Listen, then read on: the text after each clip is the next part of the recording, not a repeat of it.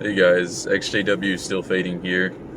Today I wanted to make a video about friends in the congregation. So just recently I ran into one of my older friends who I knew pretty well, knew him for a couple years, and when I ran into him I noticed the first thing that he had a beard. Now, while I was still in about a year ago in the organization, I knew that he probably wasn't going to the meetings as often. I knew that he had a girlfriend. I don't think he was ever baptized or anything, but his family was basically all in the truth. So even though he wasn't baptized, he kind of was almost soft shunned. Now, after a while, he did post some pictures on social media, and he had a beard, he had a girlfriend and things like that. And even while I was in and I saw those pictures of him, I didn't think anything, ill of him. Only thing in my mind, I was just like, well, I mean, he's just doing whatever he feels comfortable with doing. I guess, that's what his choice is, then that's fine. But I never had in my mind that I would shun him.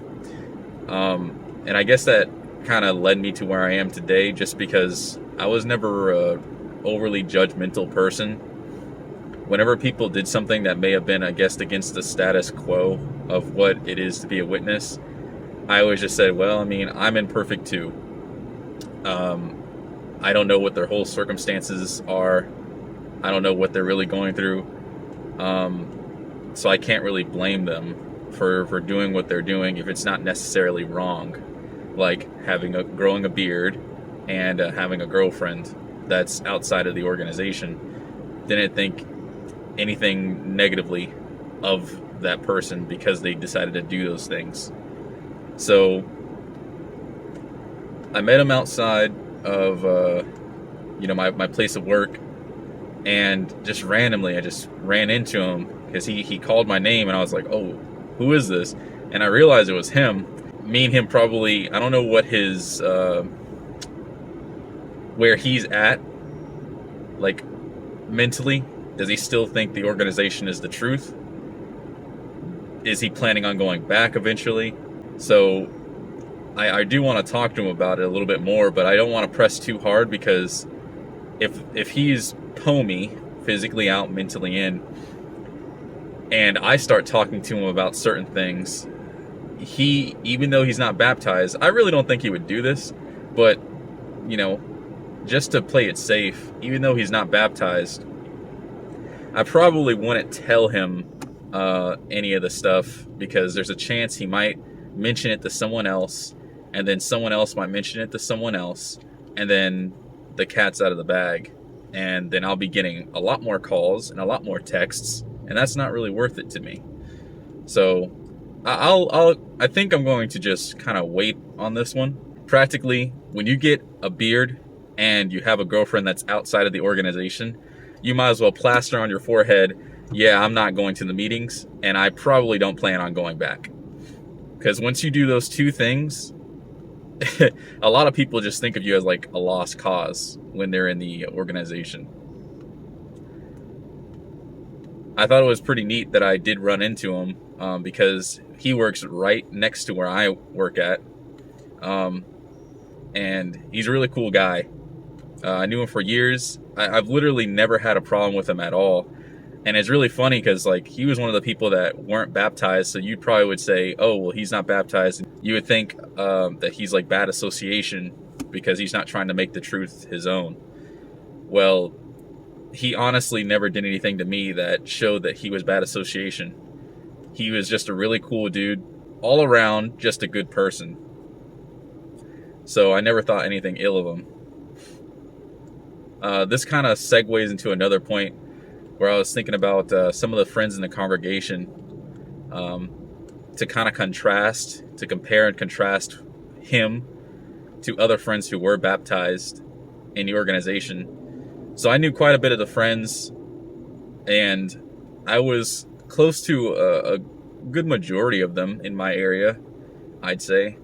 We were really good friends. I was really good friends with a lot of them. Me and my siblings were. I think that some of the friends that I did have in the organization, I wouldn't necessarily call them friends. They're more like close associates, because I'm not sure if anyone else has gone through this, but let's say you hang out with someone or go to a gathering and you talk to this person or a group of people quite a bit, and it seems like you're getting along fine, and you're becoming friends, you're getting to know the person a little bit better. Well, let's say that gathering ends, and then you go back home, and then there's another gathering, like maybe I don't know, a month or so later. Then you go back over to that person's house, or they come over to your house, and it feels like you start back at square one.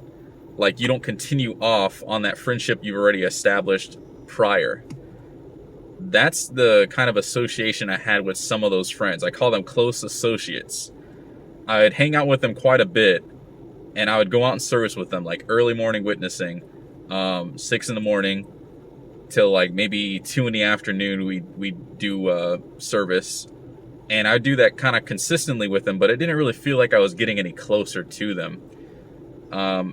And my first instinct is to think, man, is it me? Like maybe I'm kind of like the odd one out. Maybe I'm just not, being a good friend or something like that.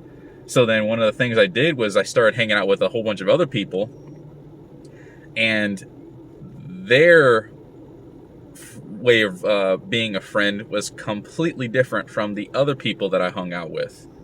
I hung out with them like maybe 2 times versus the multiple times I hung out with the other friends, and I felt like I knew the newer friends much better.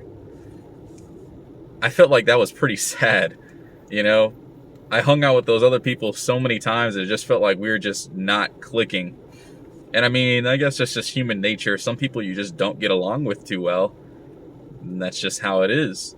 I did feel, however, that maybe they were just a little standoffish for whatever reason, because I realized after a while that other people also knew these group of friends, and they all felt like, yeah, they all have this weird vibe about them. I wish I could describe it a little bit better, but it's not like they were bad people, but they just had this weird vibe, this weird energy.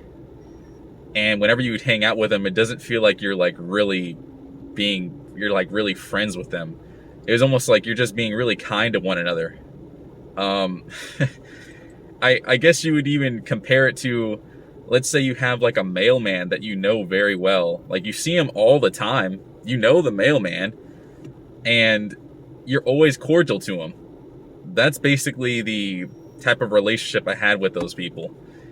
And that's not really being a friend. Like you can be cordial to people. You can be cordial to strangers. But that's not like a friend, So I after a while I realized it wasn't really me. It was just how they were. And maybe they just don't like getting close to people, I suppose. And if that's the case, then I'd be a little concerned, because isn't the whole point of going to the congregation to get closer to other friends in the congregation, so that when Armageddon comes, you know them very well and you can trust one another? I can tell you right now, I would not trust any of those people that I hung out with that were more close associates than friends. Because if I hung out with you multiple times and it doesn't seem like the relationship's really going anywhere, then yeah, I don't think I could really trust you. It feels like you're keeping me at a certain length, arm's length. You're keeping me at arm's length. And it just doesn't seem like you're really as trustworthy as this other group of friends that I just met, that they feel a little bit more warmer to me. I did want to talk about some of the friends too in my congregation, and how they acted a little bit towards my family. None of them did anything particularly wrong. I just felt that my family was in an odd position. I believe I mentioned before that my father was never in the truth. He always just went to the meetings, went to the memorial, things like that. My mother was in the truth, and my siblings are in the truth. Well, our family, only my mom and then my siblings going to the meetings. Sometimes it'd be a little difficult to get invited to certain gatherings and things like that when we were younger. Like if it was a congregation gathering, a lot of times they would invite us and it would just be like my mother and my siblings and me. And they kind of would be like, I guess, expecting my father to be there. But it was a little odd from my mom because she didn't know if she could really invite him since he wasn't like in the organization. And they did know my dad and they were really kind to him and everything, but really that was just love bombing. They were just trying to get him to join the organization, which I'm so glad that he didn't. I'm very glad that he didn't, because over 20 plus years he just went to the meetings every now and then, but he did not join at all. And I remember him even saying, is like, yeah, I'm never getting baptized unless it's my own choice. And I applaud my father for that. I'm very glad that he stood his ground because look where I'm at now. I kind of wish I was a little bit more mature before I got baptized, because I would have probably made the decision to not get baptized until it was my own decision. I personally feel it was my decision. However, you're led into that decision. You're basically primed for it throughout your whole life, because I was born in. That's like the only thing you can really do. You're around these people practically 24/7. Back in the day, it was like, 3 days out of the week you had meetings, and they're always constantly talking to you and drilling into your head that you have to love Jehovah, and you have to love the organization, and you have to get baptized. So you're primed to get baptized. So I guess you can't really say it's a choice. I mean, you were pretty much forced almost to go down that path. So it is what it is. But yes, my father was never baptized. That kind of made it a little difficult to do certain things with gatherings. So we hardly had anyone over at our house. I didn't even like inviting, people around my age over to my house, because I know my father was there and, he wasn't a witness, and it would just be kind of awkward. Sometimes it was just weird. Unnecessarily weird. I never really liked it to have people over. I'd rather always go to everyone else's house. And it wasn't like I had anything against my dad, but it was just the fact that I know my dad probably say certain things that witnesses don't agree with, and it would be uncomfortable for me to put someone else in that position of being around my father when he might say something that witnesses don't agree with. So I try to always avoid it at all costs if I could. I think it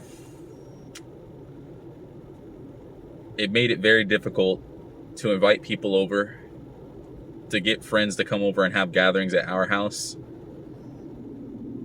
And I think I lost a lot of, almost like time of doing fun things because I was limited in what I could do. Now, this is when I was younger. When I grew up a little bit more and I was like 20 something, then I was able to do my own thing. Or basically, once I got a license, I was able to do my own thing. So it didn't matter at that point. I could go wherever I wanted. I didn't have to worry about, my parents bringing me or dropping me off and stuff like that. But when I was very young and I had to rely on my parents, I didn't really like people coming over or me going, or, people coming over basically. Me going to everyone else's house was like the best thing. I'd rather that than anything else. I wonder if you guys had any type of experiences similar to mine. If you did, definitely leave them down in the comment section. I'd like to hear some of your experiences. I'm thinking of trying to do something to where I could interact with you guys a little bit more. I was thinking about maybe streaming something. I don't know, playing like a game or something, and then having you guys come into the stream, and then we can all just talk and bounce ideas off one another and just, have like a little community there. I think that'd be kind of cool. And it'd be like an ExJW stream for that, like includes video games or something. I'm not sure. The only thing that would be a little difficult with that would be, since I'm still living at like my house with my siblings, I would hate for them to barge in and then see me with this disguise, or probably shout out my name. I think that'd be like the worst thing that could happen. Even though, I mean, my name really it probably wouldn't cause too much trouble. But yeah, that's it for this video. I appreciate you guys watching. I really enjoy reading what you guys write. It's always fun to me. It's enjoyable for me. It's kind of like, since we're social distancing and everything, this is like my means of having interactions with people. So thanks so much. I hope you guys have a good one. Take care.